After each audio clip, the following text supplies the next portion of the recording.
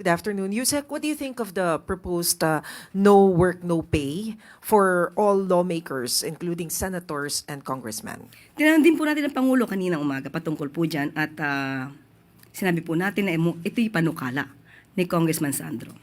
So mukhang hindi pa po sila nag-uusap patungkol po dito dahil nabigla siya na may proposal si Congressman Sandro.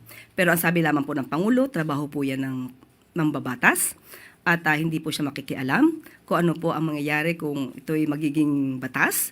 At kung ano lang po ang ihahain sa kanya at bababasa niya, yun lamang po ang kanyang aaralin. But at least do you see advantages and disadvantages if this bill pushes through? Muli, yun lamang po kasi ang nabanggit sa atin ng Pangulo.